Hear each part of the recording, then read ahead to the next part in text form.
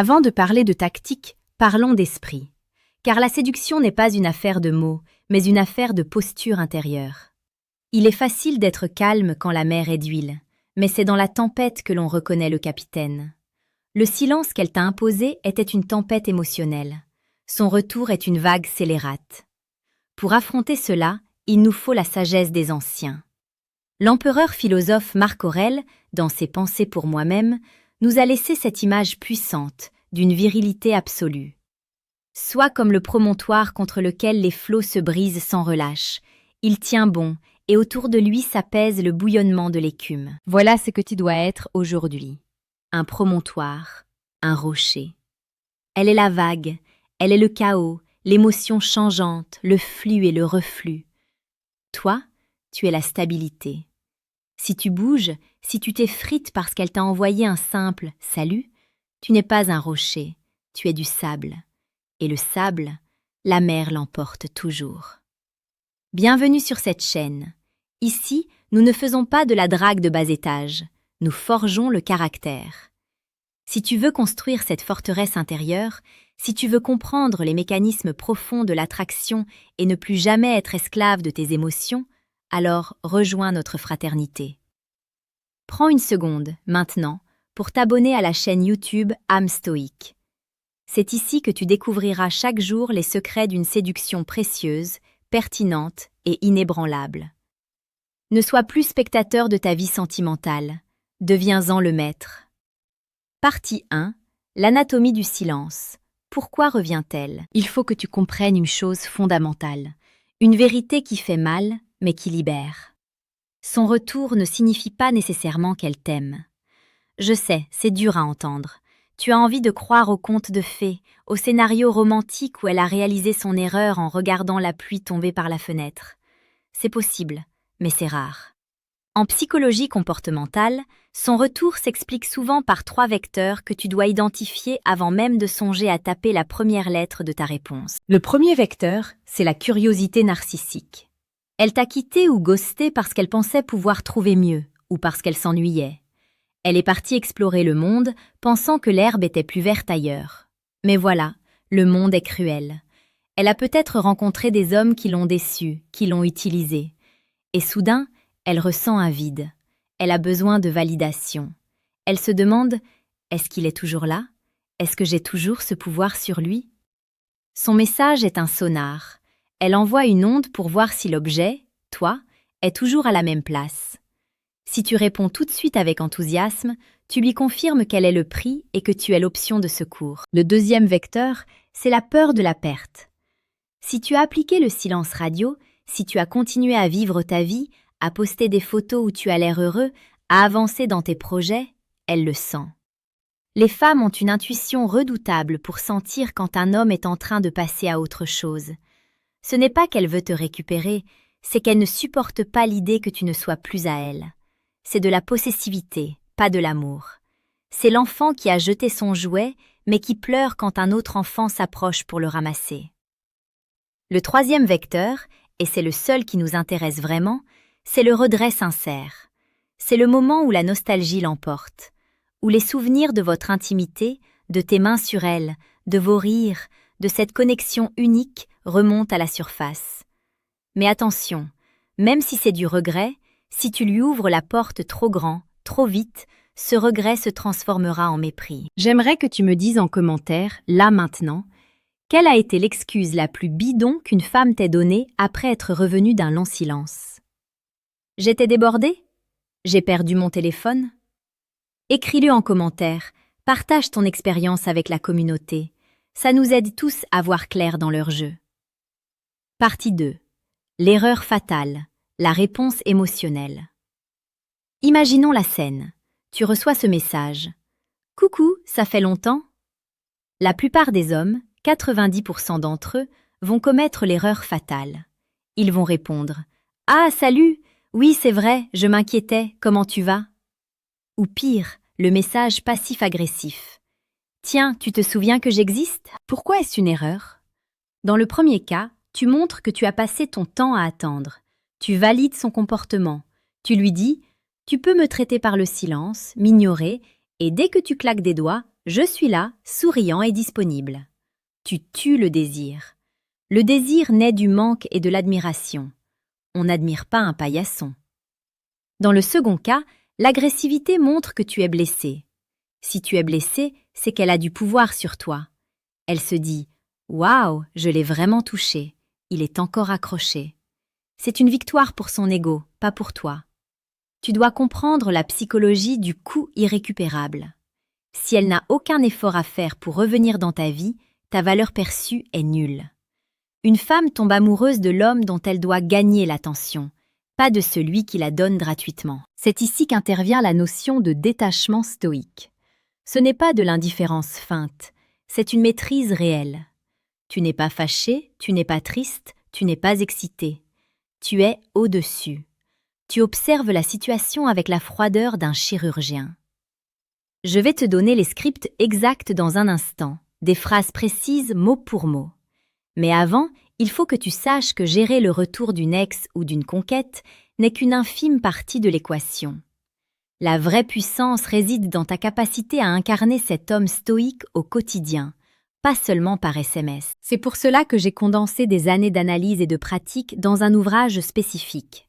Si tu sens que tu as besoin d'une structure plus profonde, je t'invite à la fin de cette vidéo à cliquer sur le deuxième lien en description pour télécharger le livre « Le manuel brutal du séducteur stoïque ». C'est un guide sans filtre pour ceux qui veulent arrêter de subir et commencer à diriger. Mais revenons à notre message. 3. La contre-attaque. Comment répondre? La règle d'or est la suivante. Ta réponse doit être un miroir, mais un miroir déformant qui renvoie moins que ce qu'on lui donne. Si elle t'envoie un pavé émotionnel, tu réponds court. Si elle t'envoie un message court, tu attends. Voici les scénarios tirés de faits réels en séduction. 1. Le zombieing, le retour paresseux.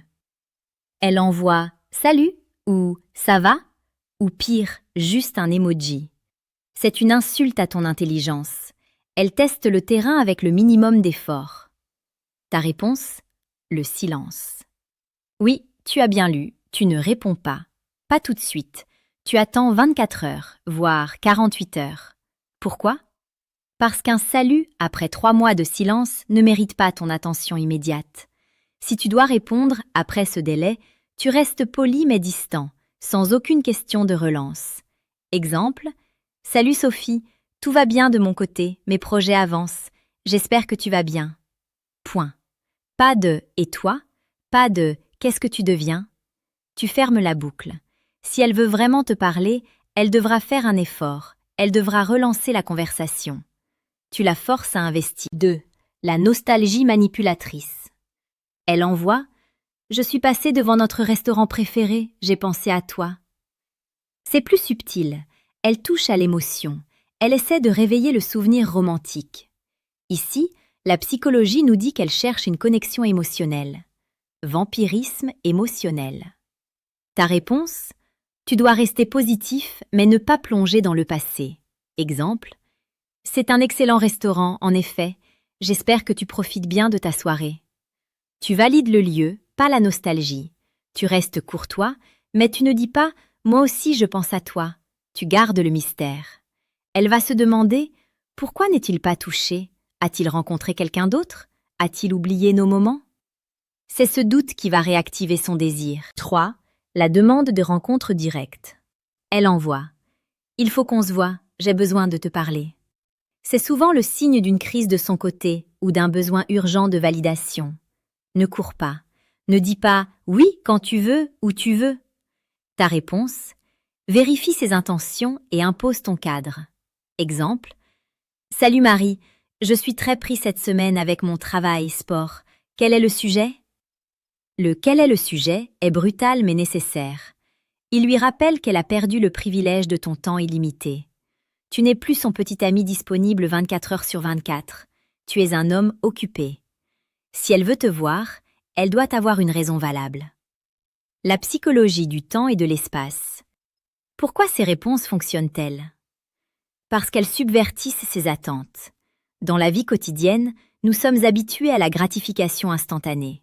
Quand elle t'écrit, elle s'attend à la notification vue et aux 3 petits points qui dansent immédiatement. En retardant ta réponse, le principe de la latence stratégique, et en contrôlant le contenu, tu crées de l'espace. Et c'est dans cet espace que le désir féminin grandit. Une femme ne peut pas désirer ce qu'elle possède déjà totalement. Elle désire ce qui lui échappe, ce qui est stable sans elle, ce qui est mystérieux. C'est romantique au sens le plus noble du terme. Le héros romantique n'est pas celui qui pleure au pied de la tour. C'est celui qui part à la guerre, qui vit ses aventures, et dont la femme attend le retour le cœur battant. En ne répondant pas immédiatement, tu redeviens ce héros qui a une vie en dehors d'elle. Pense à Ulysse dans l'Odyssée. Pénélope l'attend parce qu'il est loin, parce qu'il vit des épreuves. Si Ulysse était resté assis sur le canapé à attendre les ordres de Pénélope, il n'y aurait pas eu d'Odyssée. Ta vie est en Odyssée. Elle n'est qu'une escale, pas la destination finale. Partie 5. L'art de la conclusion. Alors, quand elle réapparaît, souviens-toi de ceci. Le silence qu'elle a imposé a brisé le contrat de confiance. Elle ne peut pas revenir et reprendre sa place comme si elle revenait des toilettes. Elle doit refaire la queue. Elle doit repayer son billet d'entrée. Ta réponse doit être un filtre, un test de qualification. Si elle insiste, si elle s'excuse sincèrement, si elle fait des efforts pour te voir selon tes conditions, alors, et seulement alors, tu pourras envisager de lui rouvrir doucement la porte. Mais garde la main sur la poignée, prêt à la refermer au premier signe de manque de respect. C'est cela, la voie de l'homme stoïque.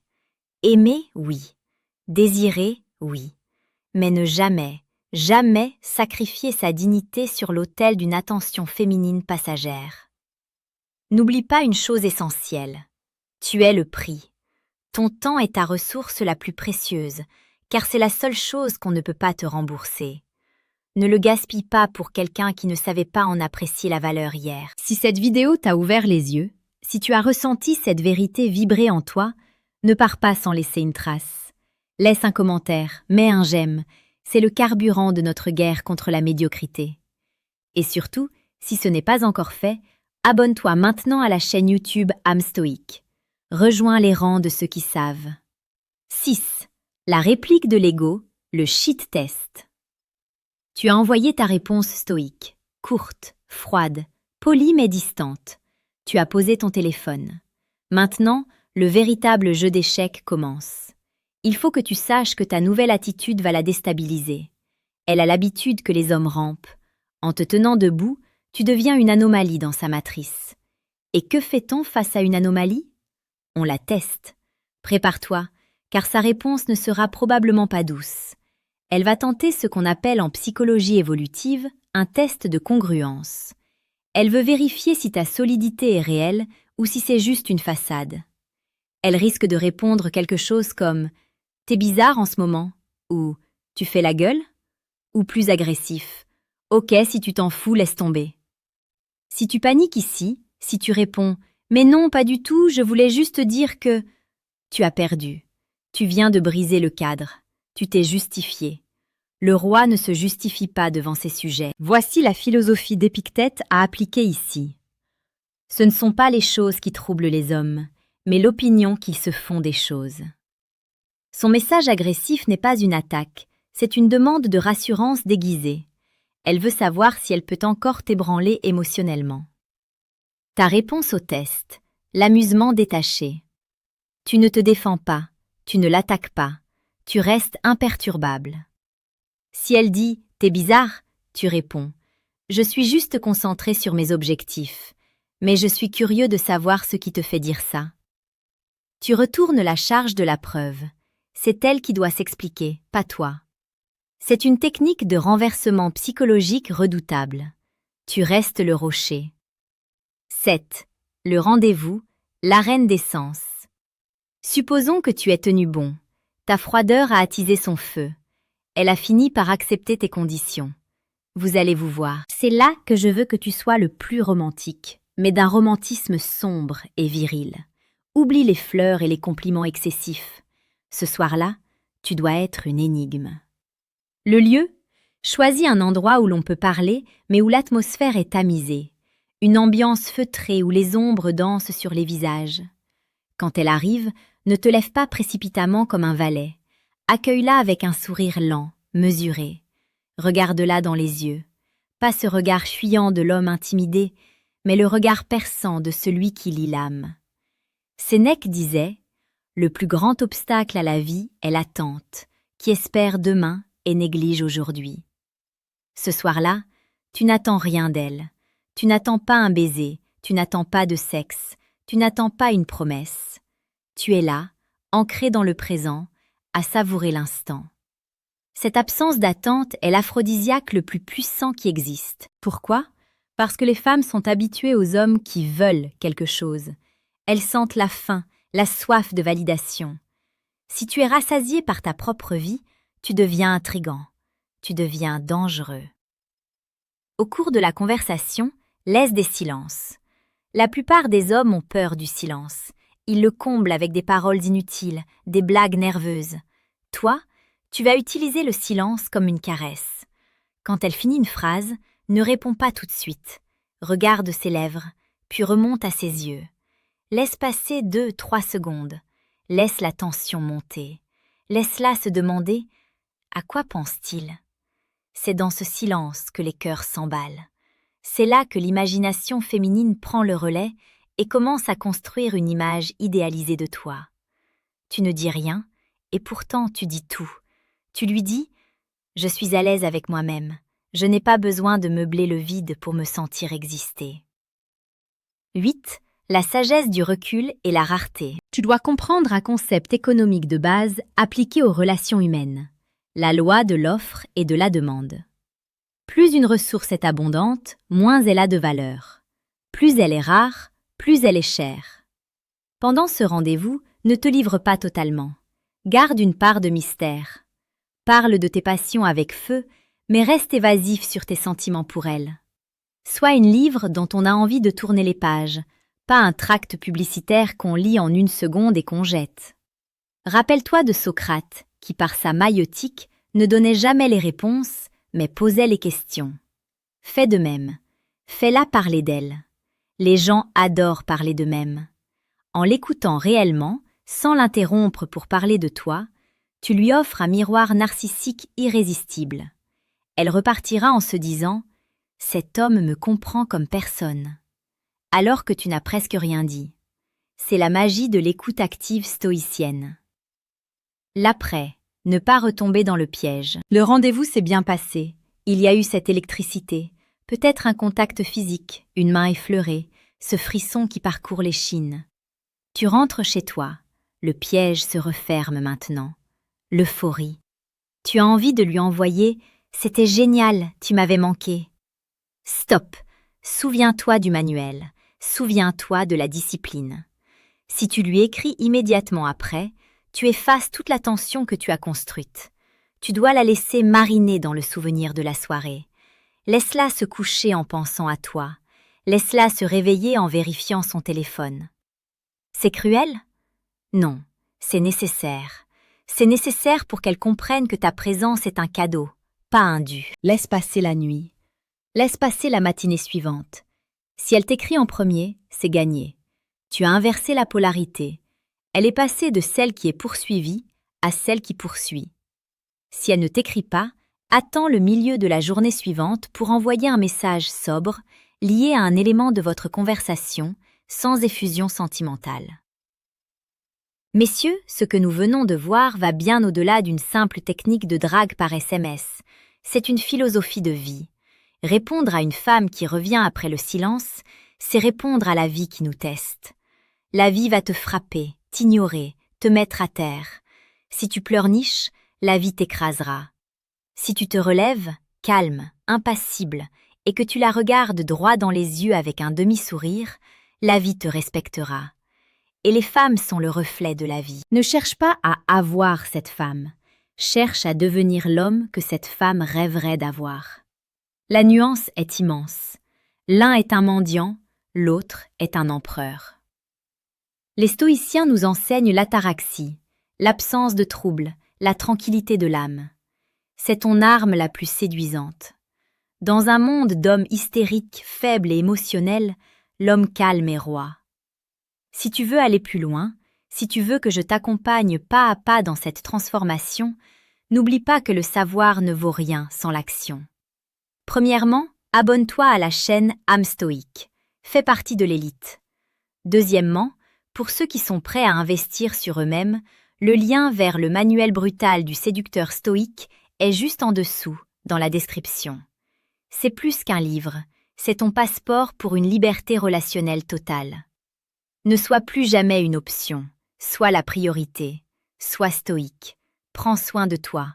À très vite.